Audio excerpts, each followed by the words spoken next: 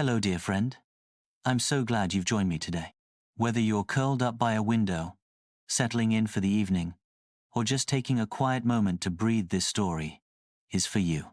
A warm, peaceful tale about learning to let go, finding emotional freedom, and discovering the beauty of living simply. No rush, no pressure, just a cozy story to calm your heart. Let's begin.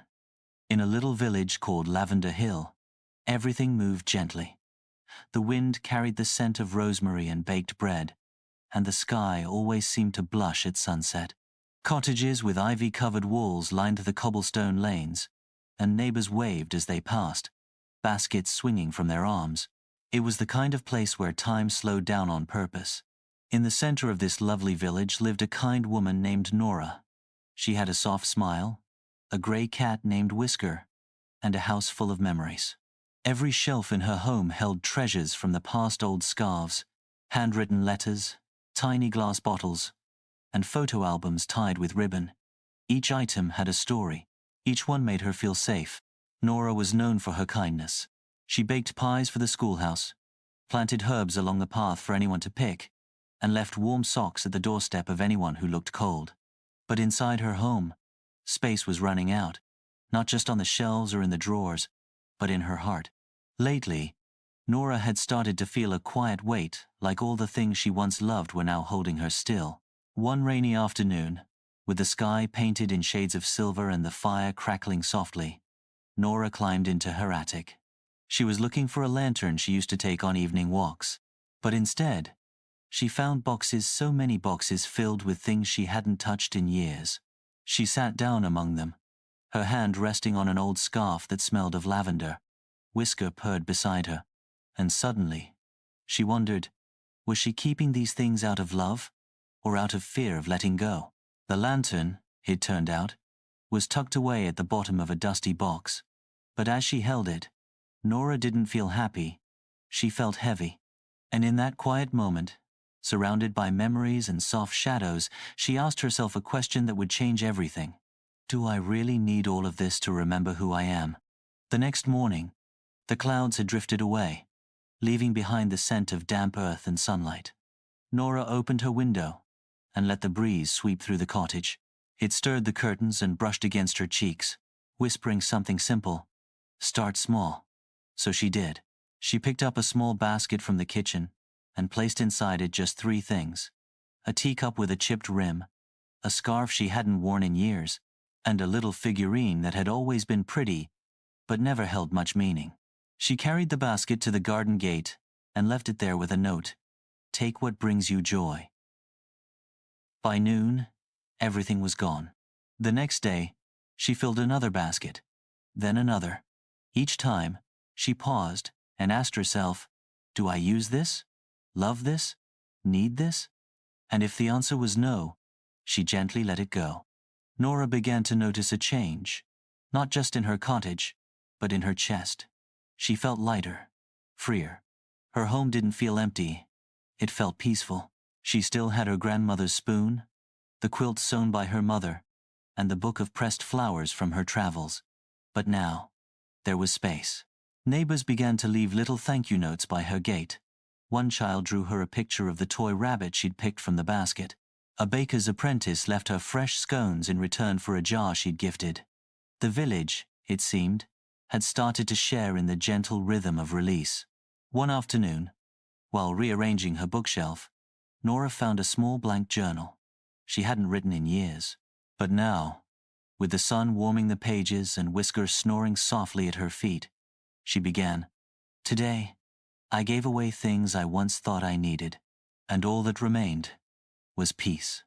As the sun set behind Lavender Hill, painting the cottages in golden light, Nora sat with her tea, watching the leaves drift gently from the trees. She wasn't chasing anything. She wasn't clinging either. She was simply being. Autumn deepened across Lavender Hill, brushing every tree with honey and fire. Children collected leaves like treasures, and the wind carried the scent of apples and chimney smoke. Inside Nora's cottage, the change of season brought something else: a fresh, open space where once there had been clutter.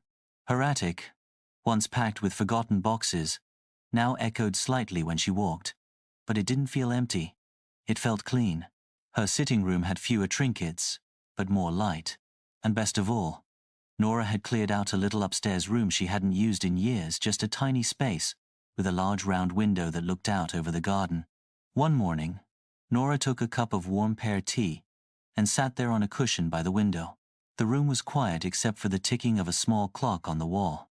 She could see the plum tree swaying, Whisker lounging on the fence, and Tom the carpenter across the lane, sanding something in his workshop. She took a deep breath. It felt like her first in a long time. Later that day, Tom stopped by with a small wooden stool he had made smooth, simple, and polished with care. "I thought your new reading room could use a place for tea," he said shyly. "It's perfect," Nora smiled, inviting him in.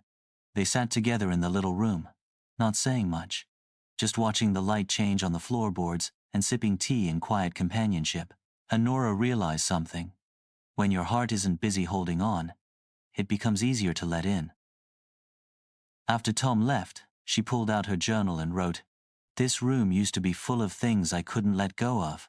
Now, it's full of light and possibility." That evening, she baked a batch of honey oat cookies and delivered them to 3 neighbors with notes that read, "For no reason at all, except that it's a good day." She no longer needed to prove her memories with keepsakes. Her heart remembered what mattered, and the rest, the extra, the forgotten, the unused, had already begun writing new stories in someone else's home. Winter came to Lavender Hill like a wisp of soft snow on rooftops, frost on windows, and mittens drying beside every fireplace. Nora's cottage glowed like a lantern from within. The candles she kept were few, but loved.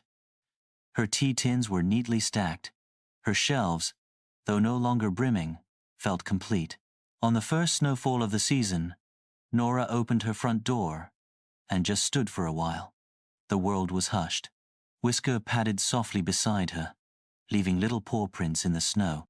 She wrapped herself in her favorite shawl, not the fanciest, just the warmest, and walked slowly through the village, past windows filled with flickering lights, past the bakery, where bread rose in the oven, past the little church where bells chimed gently.